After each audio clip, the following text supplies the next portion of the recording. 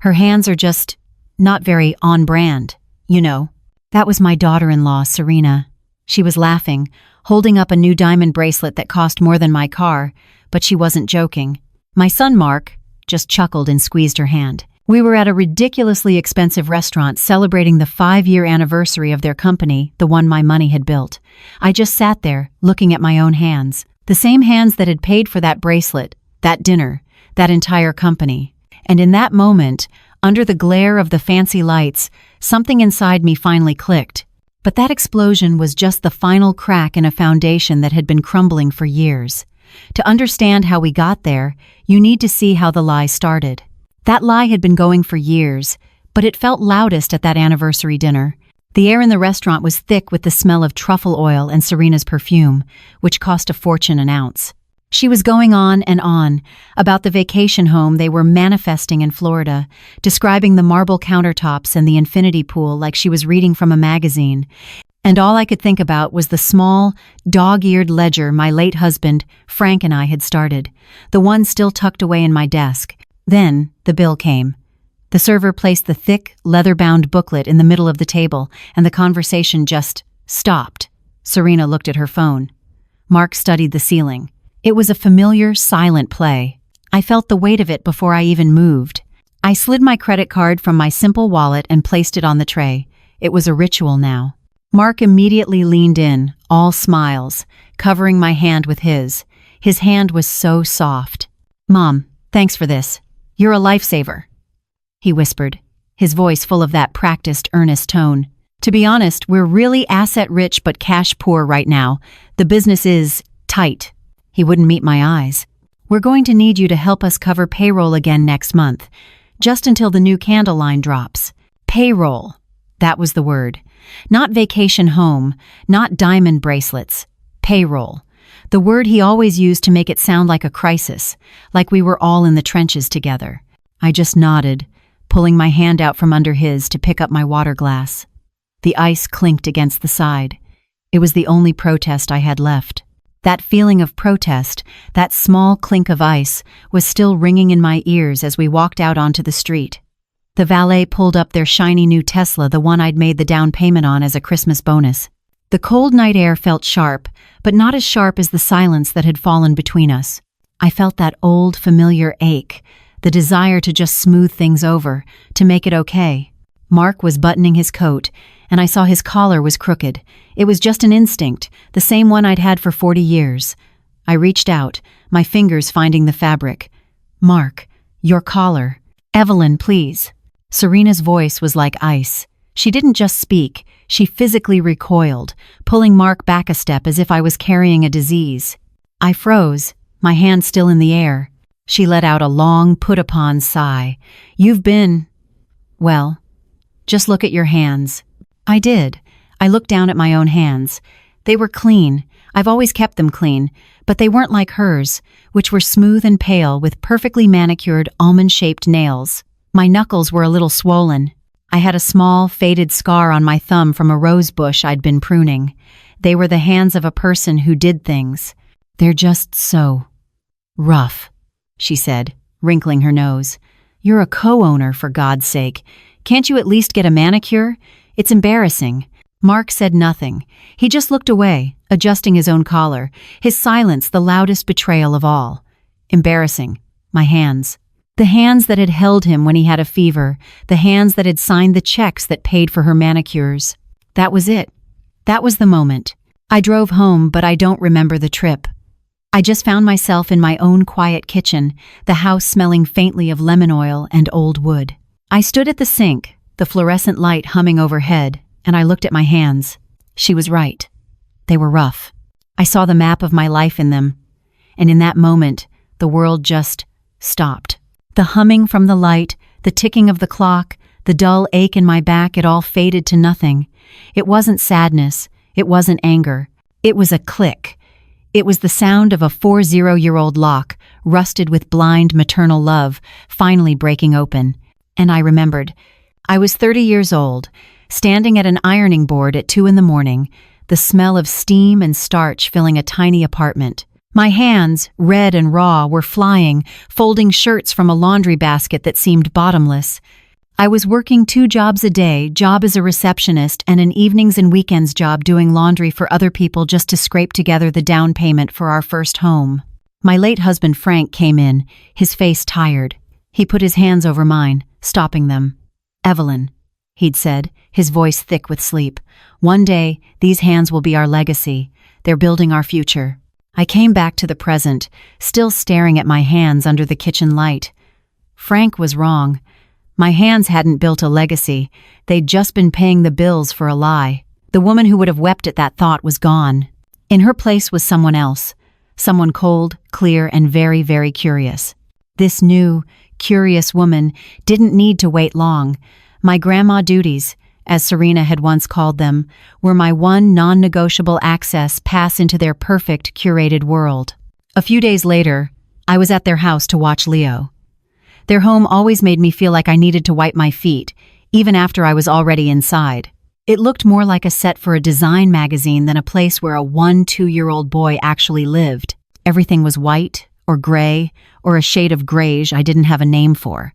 "Grandma," Leo called out from the family den, "can you help me with my history project?" The printer's acting weird again. "Of course, honey." I walked into the room. It was anything but a den. The carpet was white. The sofas were white. Everything was glass and chrome, and it smelled faintly of a chemical that was probably supposed to be fresh linen. We sat at the big, sleek, all-in-one computer. His project was on American pioneers. He was writing a report about families who crossed the plains, people who built their homes from scratch with their bare hands, who survived on grit and determination. I helped him resize some pictures of old log cabins and fix his bibliography. "You have to cite your sources, Leo," I told him, pointing at the screen. "It's about being honest and giving credit where it's due." It felt normal. It was nice. He finally clicked print. The machine whirred and spat out his pages. "Thanks, Grandma, you're the best." He grabbed the papers, his sneakers squeaking on the immaculate hardwood floor as he bolted outside to shoot hoops. I was left alone in the room. The silence was heavy. The only sound was the faint hum of the computer's fan.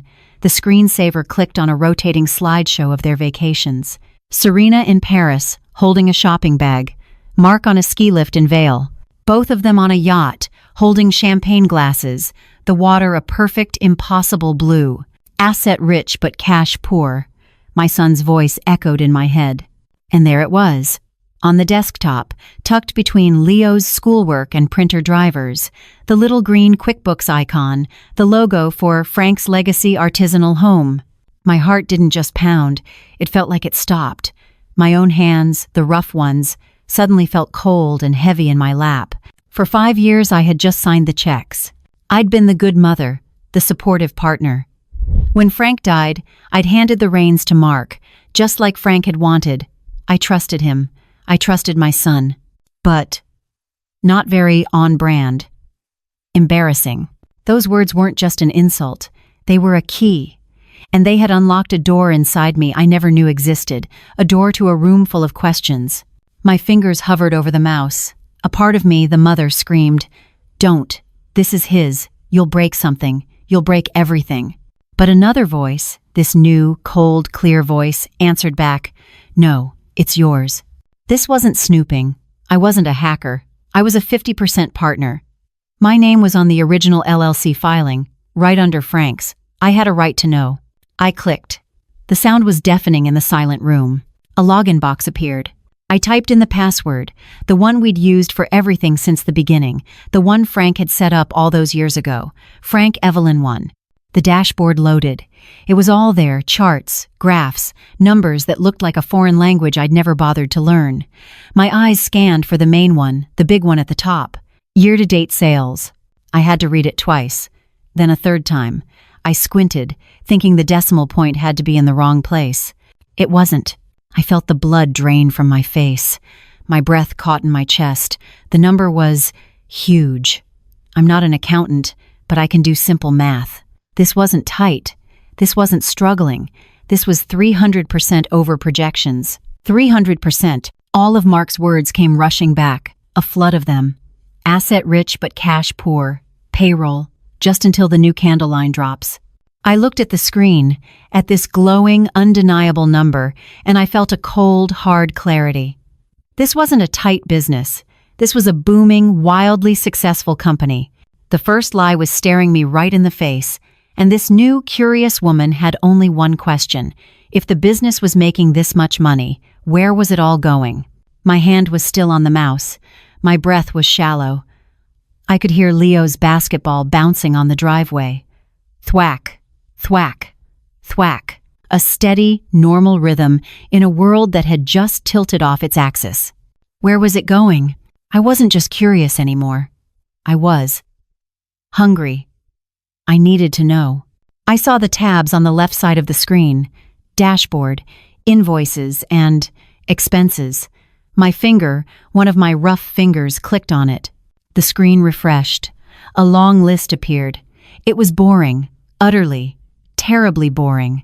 Pacific Packaging Solutions, Global Shipping Imports, Atlanta Web Design, Warehouse Rent, line after line of the mundane, the expected. The cost of doing business. A cold wave of, was it disappointment or relief? I felt a flash of shame. Maybe I was wrong. Maybe I was the senile old woman they saw, making up stories in my head. Maybe the cost of goods was just that high. I kept scrolling, month after month. Packaging, shipping, web, rent. Packaging, shipping, web, rent. My eyes started to glaze over, and then I saw it. It wasn't a big, flashing red light. It was just different. A new vendor name that appeared suddenly, about 18 months ago. S&M Creative Consulting, LLC. S&M. I ran the name through my mental files. I'm a 50% partner. I may not have been in the day-to-day, but Frank and I built this. I knew all our original vendors. I'd never, not once, heard Mark or Serena mention this company. I looked at the amount. It wasn't a random number, like $1,402.50. It was a flat, clean $20,000. And it wasn't just one payment. I scrolled. It was there again, the next month, $20,000. And the month after that, $20,000. My heart was no longer pounding. It was beating in slow, heavy thuds. I did the math in my head. 18 months, $360,000. We're asset-rich but cash-poor, Mark's voice. We need help covering payroll, Serena's voice. My hands were shaking. I highlighted the name, S&M Creative Consulting, LLC. I right-clicked, copy. I opened a new tab, the white Google search bar blinking at me like a judgment. I pasted the name, I hit enter. The results were empty. No flashy website. No portfolio of creative work. No LinkedIn profiles for its consultants. Just one link, a public filing, the state's corporate registry. I clicked it. The page was just data. LLC, name S&M Creative Consulting. Date of filing, 18 months ago. Business type consulting. And then, the address. It wasn't an office in a high-rise. It wasn't even a local address. It was a street number I recognized. The UPS store down on Main Street. APO box. A mailbox. My blood turned to ice water. There was one more link on the registry page. Registered agents. I clicked. Registered Agent 1, Mark. Registered Agent 2, Serena. I stopped breathing. I stared at the names until the letters blurred. It wasn't a vendor. It wasn't a consultant. It was a funnel. They had created a fake company. They were paying themselves $20,000 a month, sucking the business dry, and then they had the nerve to come to me, to their mother, and ask me to cover the shortfall. They weren't struggling. They were embezzling. This wasn't a lie. It was a crime, and they were using me as their alibi. The thwack, thwack of the basketball stopped. I heard the side door open. With a calm I didn't know I possessed, I closed the tab. I closed QuickBooks. I cleared the browser history. By the time Leo walked into the den, I was just an old woman, staring at a picture of a buffalo. "You okay, Grandma?" "You look pale." I turned and forced a smile. "Just fine, honey. I think I'm just a little tired. Let's get you that snack." But as I stood up, my legs steady beneath me, I knew. The woman who'd walked into this house was gone. The woman who was walking out, she was going to war. War. It's a strong word, but as I drove home from their house, my rough hands steady on the steering wheel, I knew it was the right one. For 3 days, I lived with that knowledge. It was like holding a hot coal in my pocket. I acted normal. I watered my garden. I paid my utility bills. I was just waiting. I was planning. I would be calm and methodical. I would find a lawyer, a good one, and figure out my options. I thought I had time. I thought I was the one in control. Then, the mail came on Thursday. It wasn't in the regular pile of catalogs and junk mail. The mailman, a nice young man named Carlos, rang the doorbell. "Mrs. Donovan, I need a signature for this one. Certified." My heart did that slow, heavy thud again. Certified mail is never good news. It's never a birthday card. I sat down in the kitchen, the one Frank and I had remodeled in 1998, and slit the thick envelope open with my silver letter opener. The paper was heavy, official. It had the logo of our bank, the one we'd used for 40 years. My eyes scanned the page, swimming through the legal jargon. "Dear Mrs. Donovan, in accordance with breach of covenant." I couldn't make sense of it until I saw the words, "unusual and excessive partner withdrawals, S&M, Creative Consulting." My blood ran cold. The bank had found it. They'd seen the funnel. But that wasn't the bad part. I kept reading. "Have triggered a default on your line of credit." Line of credit? I knew about the $50,000 startup loan Frank and I had taken out, the one I'd personally guaranteed with this house. But the number on the page wasn't $50,000. It was $750,000. I didn't understand. How? My signature, my original personal guarantee from all those years ago. They had used it. They had expanded the loan, again and again, without ever telling me. They had used my legacy, my good name, my home as their personal ATM, and they had spent it all. The letter was very clear. The full balance was now due and payable. In 30 days. They would pursue all available collateral. All available collateral. I looked around my kitchen, at the walls Frank and I had painted, at the garden outside. They were coming from my house. The insult, at the restaurant. That was emotional. The discovery on the laptop, that was theft. This was annihilation. They weren't just parasites. They were predators. They weren't just planning to live off me. They were planning to leave my carcass by the side of the road. I stood up. The letter didn't even tremble in my hand. I was no longer just going to war. I was going to end one. I didn't sleep that night. There's a strange, cold clarity that comes when you realize your house is on fire. You stop being sentimental. You stop crying. You just start moving. Crying was a luxury, a not-on-brand emotion I couldn't afford. The old, soft Evelyn was gone, burned away. The woman who sat at her kitchen table, watching the sun come up with that certified bank letter in her hand, was just a woman with a list. At 8 a.m., I was in my den. I turned on the old desktop Frank had bought me years ago. I still had partner access to the company's cloud. I logged in, Frank Evelyn 1. This time, I didn't just look. I was methodical. I printed the year-to-date sales report, the one showing the 300% growth. I printed all 18 pages of the expenses for the last 2 years, taking a highlighter, one of Leo's old-school supplies, and marking every single $20,000 payment to S&M Creative Consulting. I printed the public LLC registration page with their names on it. I placed these papers, still warm from the printer, on top of the certified bank letter. I 3-hole punched the whole stack and put it in a neat, slim binder. Then I went to my closet, past the old sweaters and garden clothes, and I put on my good navy blue blouse and a pair of sensible heels. I was dressed for a funeral. Theirs. Frank's old lawyer, Mr. Thompson, had retired. But the firm was still there, in the same old brick building downtown. Thompson, Clark, and Associates. It was the kind of place that had real, dark wood paneling and smelled like floor wax and old books. It smelled like consequences. I didn't have an appointment. At 9:01 a.m., I walked in. The receptionist, A kind-looking woman with gray hair looked up over her glasses. "Can I help you, dear?" I must have looked a sight, a woman in her 60s clutching a binder like it was a life raft. "My name is Evelyn Donovan," I said.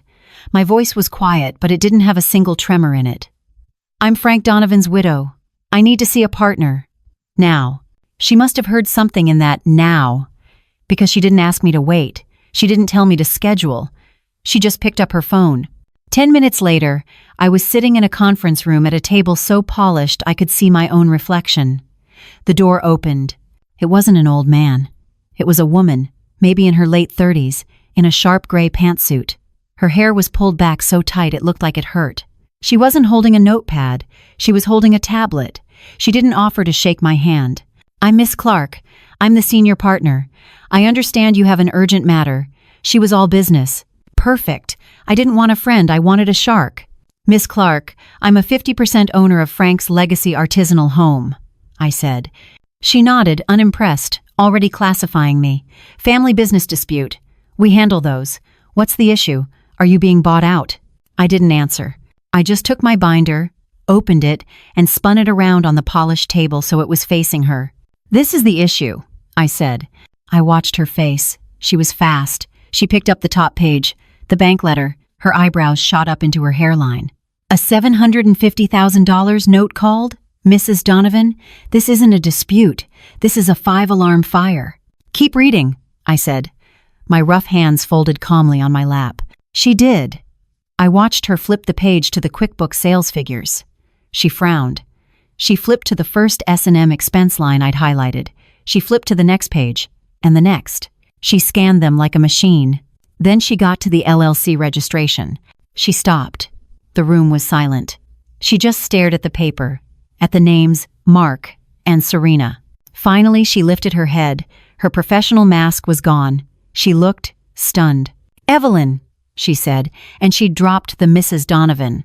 "Let me get this straight. Your son and daughter-in-law created a shell company to embezzle from your shared business, and they did it while leveraging a line of credit that you personally guaranteed with your own home." "Yes," I said.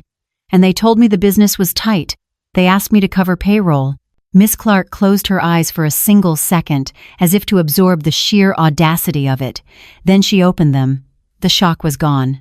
Now, her eyes were cold. "This isn't just a dispute, Evelyn," she said, her voice flat and hard. "This is a criminal case. The bank letter is just the start. This is bank fraud. This is wire fraud. This is felony embezzlement. You do understand. You could lose everything." She leaned forward. "So, here's the question. What do you want to do? We can try to negotiate with the bank, set up a payment plan, declare personal bankruptcy." I held up my hand. My right hand. The one with the scar from the rose bush. The one Serena had called rough and embarrassing. My daughter-in-law told me my hands weren't on brand. These hands, the ones that paid for their dinners, their cars, their company, these hands, I said, are all I have left. I looked Miss Clark right in the eye. "I am not declaring bankruptcy. I am not negotiating. I want to liquidate my 50% stake, and I want to be paid back. All of it." Miss Clark stared at me. A slow, thin smile spread across her face. It wasn't a nice smile. It was the smile of a hunter who'd just been given the green light. She reached for the phone on the conference table. "Cynthia," she said, "cancel my 10 o'clock. And my 11, and get me the full corporate filings for Frank's Legacy Artisanal Home immediately. We're going to war." Miss Clark fired the first shot that very afternoon. It wasn't a lawsuit, not yet. It was a single tactical letter on heavy legal bond, delivered by courier to the bank's head office.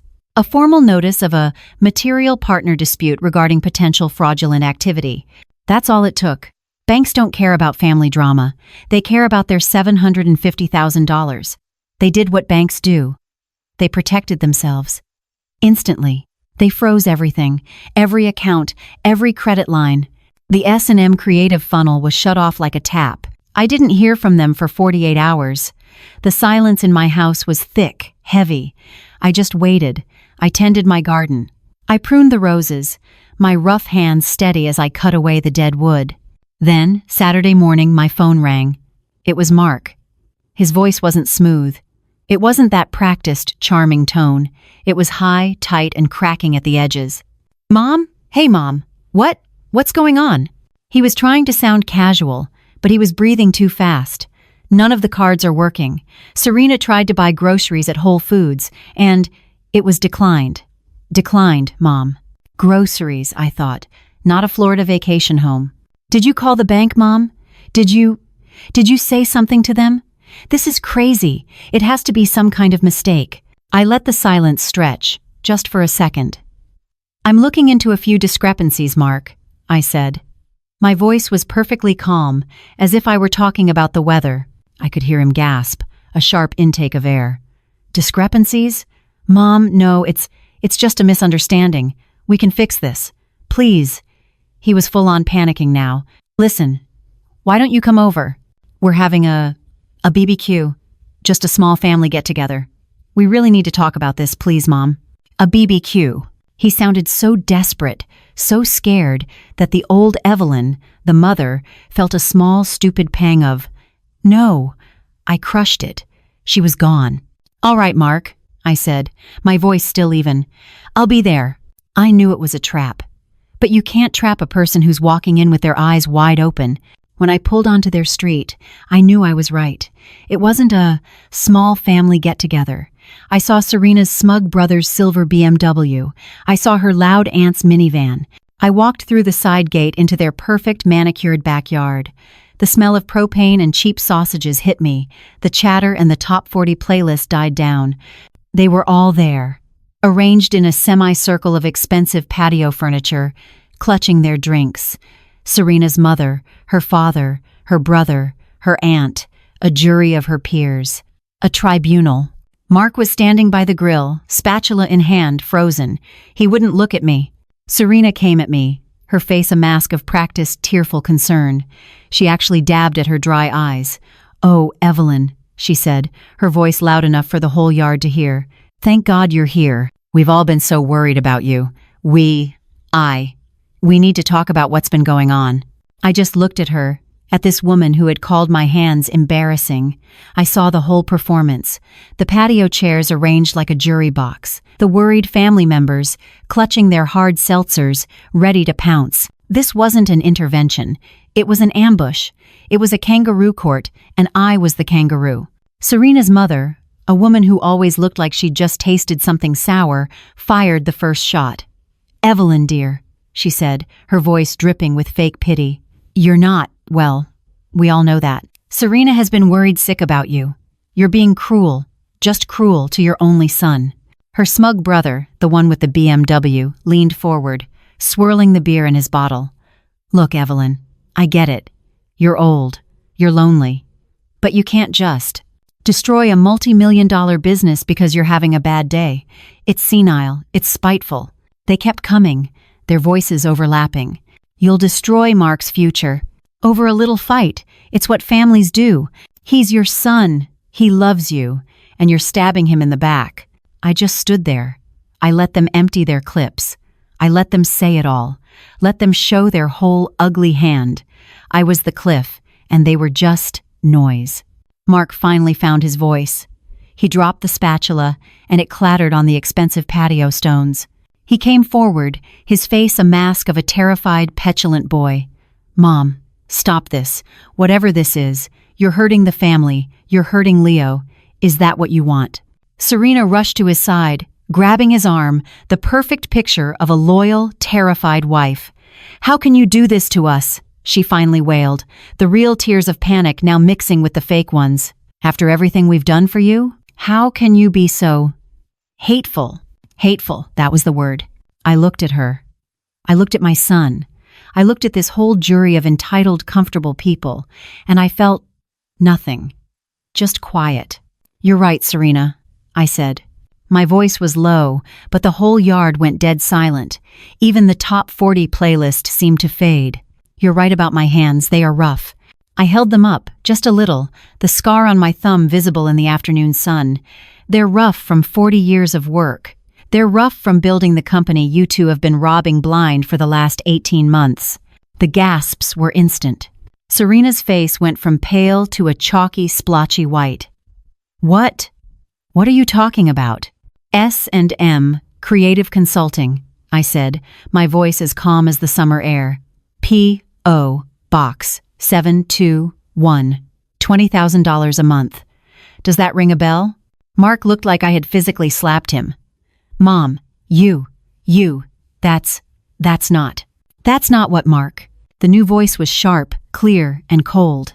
It cut through the backyard humidity like a shard of glass. Everyone turned. Miss Clark was standing at the side gate. It was Saturday, so she wasn't in her pantsuit. She was in dark jeans, a crisp black blazer, and heels. She looked like $1 billion of bad news. She was holding a leather briefcase. "I'm sorry," she said, her voice dripping with sarcasm as she walked onto the patio, her heels clicking on the stone. "Am I interrupting the family meeting?" "This isn't a family dispute," she announced to the stunned silence. "It's a partner dissolution." She didn't wait for an answer. She walked to the glass patio table, the one I had paid for, popped the locks on her briefcase, and pulled out 2 thick, spiral-bound packets. She handed one to Mark. He was frozen, his hand still gripping the BBQ tongs. She handed one to Serena. Her hand was shaking so badly she almost dropped it. "What is this?" Serena's brother blustered, trying to regain control. "You can't just barge in here." "This," Miss Clark said, cutting him off so sharply he flinched, "is a formal offer. You can read the whole thing, but I'll give you the summary since you all seem to be in a hurry." She pointed one long, perfect finger at Mark and Serena. "As of 18 months ago, you two have systematically embezzled $1.2 million from your partner, Mrs.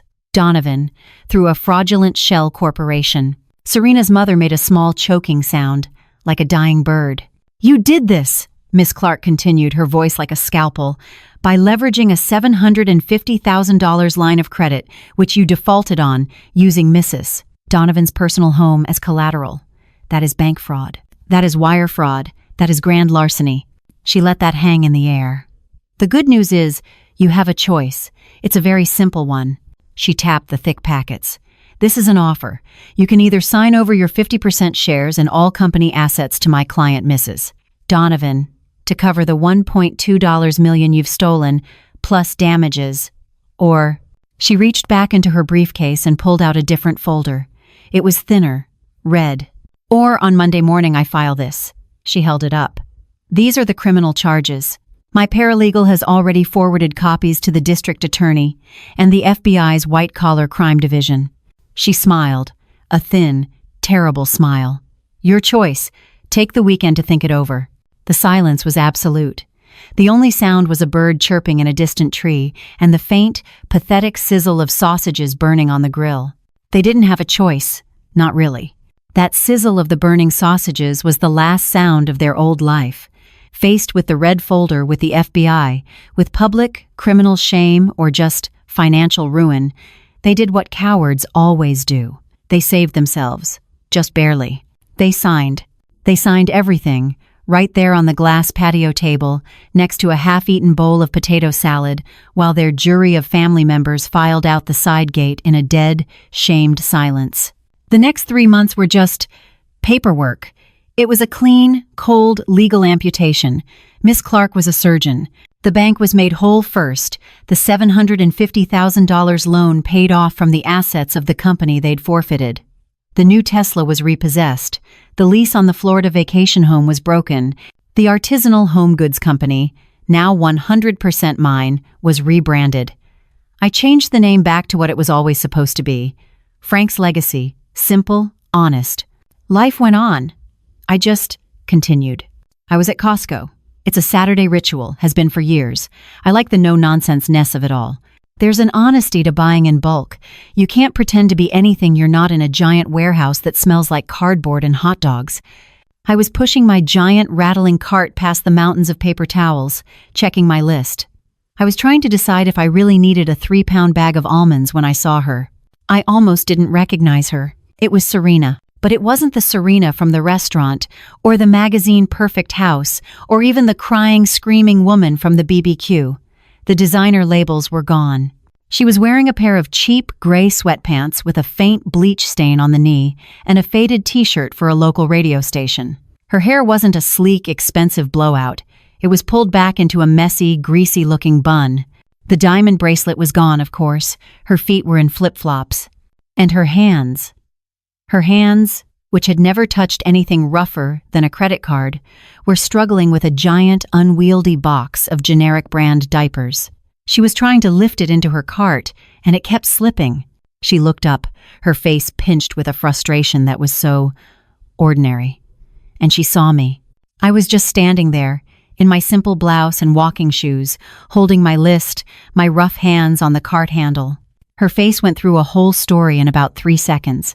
First, just blank confusion, like she was seeing a ghost. Then, recognition. The eyes widened, the mouth opened slightly. And then, a wave of pure, unadulterated shame. A hot, red flush crept up her neck, so fast it looked painful. She didn't look at me. She looked past me, at the concrete floor, at the ceiling, at the mountain of paper towels anywhere but at my face. She didn't say a word. She didn't have to. She just yanked her cart around, the wheels squeaking in protest, and she practically ran down the main aisle, past the flat-screen TVs and the giant tubs of mayonnaise, and disappeared into the crowd. I just stood there for a long minute, listening to the rumble of the carts around me. I hadn't said a word. I hadn't even moved. I didn't feel triumphant. I didn't feel happy. I just felt quiet. I'd heard Mark had gotten a job, a real one. A 9-to-5, salaried position as a logistics manager at a warehouse across town. Hard work, honest work. The life they thought they were so far above had finally caught up with them. The downgrade was complete. I picked up the bag of almonds and put it in my cart. I put the almonds in my cart, paid for my groceries, and went home. But home wasn't the right word for it anymore. The house, my house, was full of boxes. Brown, identical boxes, stacked against the walls, all labeled in my neat, clear handwriting. Kitchen, everyday, Frank, den. Linens. I had sold it.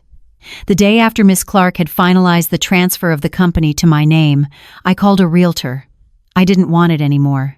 The walls were full of ghosts, and not just Frank's. They were full of the ghosts of Mark and Serena, of their lies, of the woman who had sat in that kitchen, blind and enabling, for so many years. Buyers had snapped it up in a week, a young family, a doctor and a teacher, with 2 little kids. They loved the garden. I was happy about that. I was taping up the last box of Frank's old books when I heard a car in the driveway. It wasn't the realtor. I looked out the window, and my heart did a strange, dull lurch. It was Mark's old, sensible sedan, not the Tesla, but the car he'd had before Serena. He just sat in it for a full minute, like he was trying to get up the nerve to come to the door. Finally, he got out. He didn't look like a partner in an artisanal brand. He looked tired. He was wearing cheap work pants and a polo shirt with a company logo on it, the logistics firm. He'd lost weight. I opened the door before he could knock. We just stood there, the screen door between us.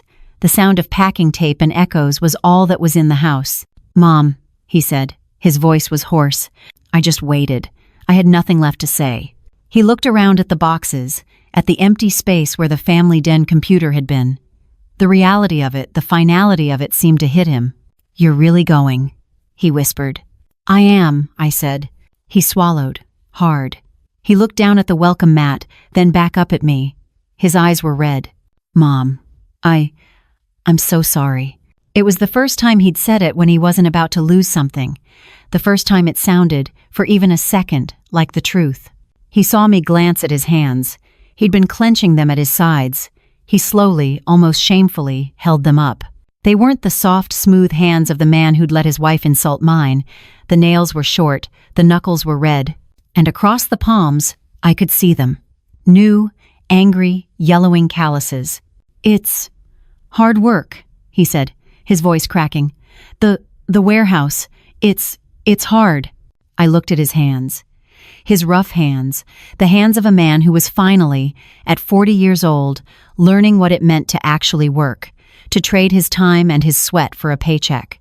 I looked at his face, and I saw for the first time in a decade my son, not the parasite, not the victim, just my son. A broken, stupid, sorry man who had finally understood the lesson. A single tear, the very last one I had for that old life, rolled down my cheek. I didn't wipe it. I just nodded. "I know, Mark," I said. "I know." And I let him stand there, a 40-year-old man, finally understanding the weight of a single day's work. I didn't hug him. I didn't say, "It's okay. Some things break so badly you can't glue them back together. You can only set the pieces down, very gently, and walk away." And that's what I did.